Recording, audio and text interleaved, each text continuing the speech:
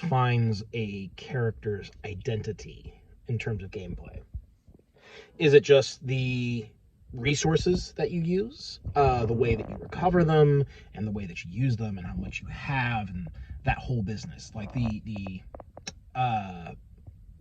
paperwork, if you will, the administration of how much can I do and when can I do it?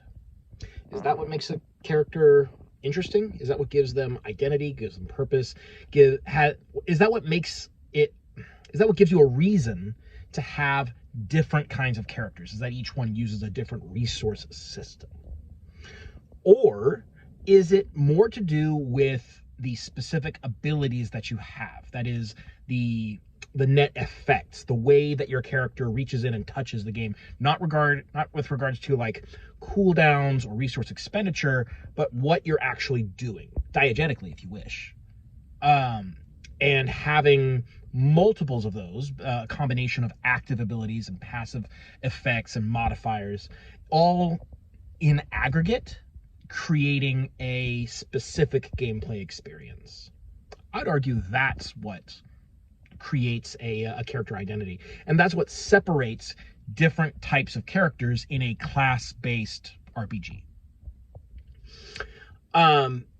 I think that emphasizing and focusing on resource systems and progression of like gaining new abilities is kind of a distraction. And I think it's kind of a trap for new designers, especially those who are quite steeped in 5th edition's design paradigm and design environment.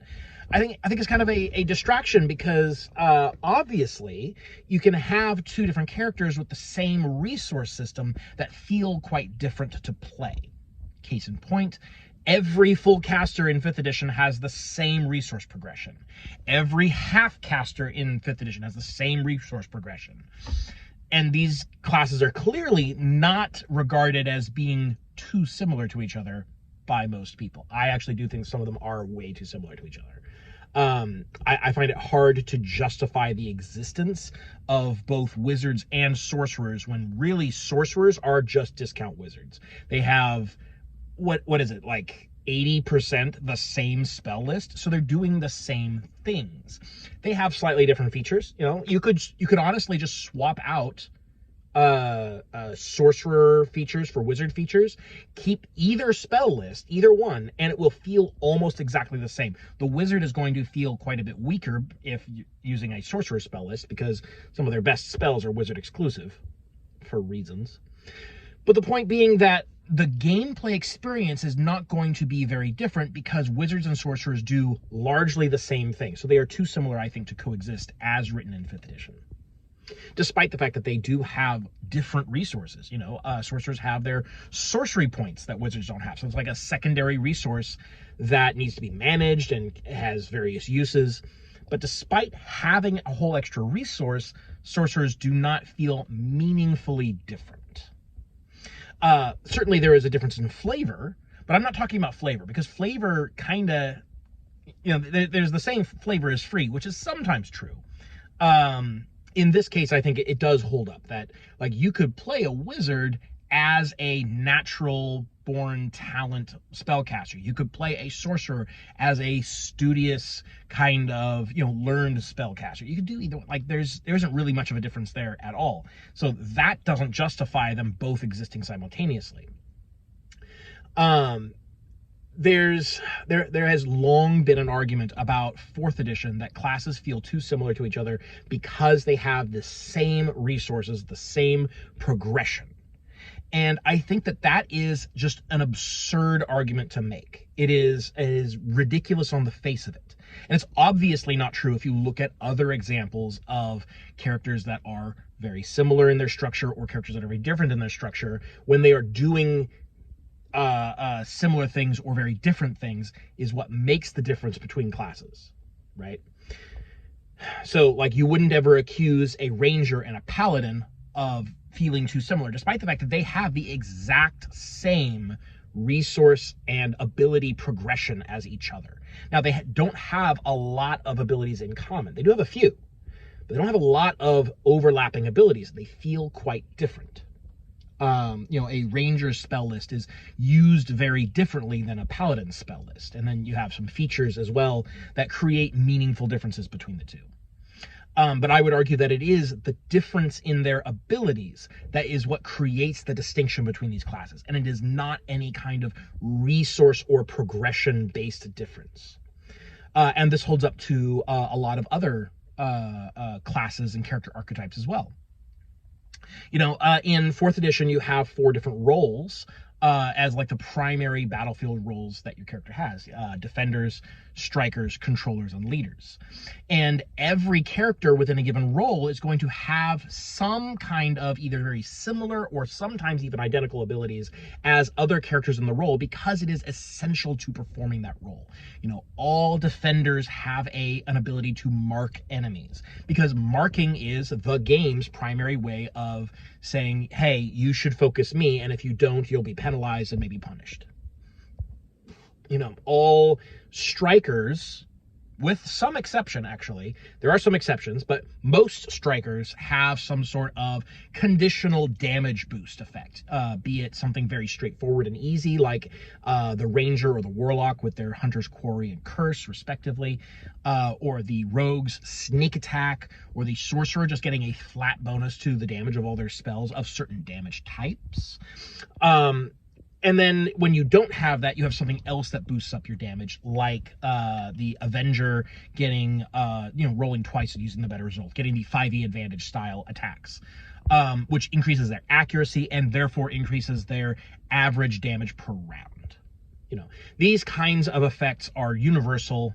And each role has a certain type of thing. People are always pointing at the word spells or the word abilities for leaders, how the warlord's inspiring word and the cleric's healing word are the same ability with a different name, and that's true. Even then, the different classes will use their powers differently, because the cleric is adding bonuses to their healing that the warlord isn't. The warlord has other sources of healing, but the cleric doesn't. So there is definitely a difference between how they are executed, even though the powers are written identically. And this is something that is a little bit more subtle if you get into it. And I've talked about this at length before, but I do want to drill down into this, that even in a situation where you are using identical abilities, because they are not the same ability, they're not the actual same ability in the same context, they become different.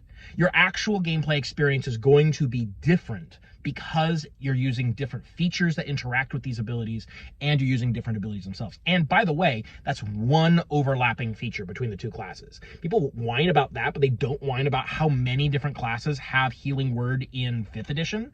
Absolute hypocrites. Anyways. So I think that, if you are designing your own game and you are focusing on trying to differentiate between character archetypes, specifically via a difference in resources, be it generation or expenditure or whatever, if that's the only meaningful difference between classes, these are not different classes. They're just different modes of play for the same type of archetype.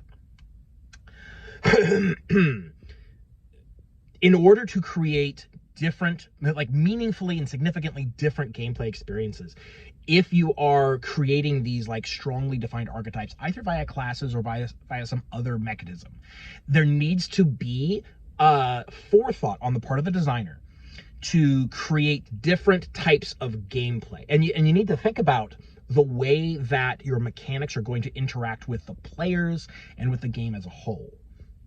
And if you don't, what you're going to find is that you have a lot of very samey characters that just kind of all arrive at the same destination, maybe by slightly different paths, which is fine for a bit. People are going to talk about it, right? They're gonna just go, oh, well, I think that this mechanic works out better in this situation. I think this mechanic works out better in this situation. There's going to be some discussion there, and certainly the meta, if you will, of the early play when someone's first starting to learn the game could be quite diverse. But very quickly, what you'll find is that people settle into whatever resource system they prefer most, and they are playing the same game. which is very different from a situation where different characters have actual gameplay differences, gameplay experiential differences, where you might want to branch out and play different character types and experience different things in the game. You know, someone in 4th edition who is damage focused is going to be approaching the game from an entirely different mentality than someone who is party support focused or control focused or defender focused. You know, these different goals, these different ways of thinking about and approaching the game create different gameplay experiences, and that's where the variety comes from. That's where, like, all this, like, when I say flavor, I don't mean like, you know, what is your character's power source or what is their backstory or anything. I mean like the way that the game feels and tastes as you play it, you know. Like, that's where the differences come from. You know, this is not just like what color sprinkles do you want, which is like what you would normally say for flavor. When I'm saying flavor, I mean like it's a whole different flavor ice cream, right? I have introduced this analogy in a really weird way. I don't know how to get out of it. I think that's more or less what I have to say. Yeah, so resources are not nearly as important as what your character is actually doing. So when you're designing, be it like if you're designing new character archetypes for a whole new game that you're making, or if you're doing homebrew for an existing game, think first about what your character is doing. What is this character going to actually do? And then, secondary to that, how do they do it? You know, I think that is approaching game design from a much more healthy and much more forward-thinking way than thinking, okay, how is my character going to do what they do? Oh, also, what do they do? You know, that clearly feels a little bit more backwards, right? So I feel like it should definitely be something that's a little bit more intuitive once you've done it a few times and you realize, oh, right, it's like this is clearly the more important thing, and this is the greater effect on a player's experience playing this game or playing this character or whatever it is that you're making. So yeah, that's my take on it. I think that designing resources first is kind of backwards.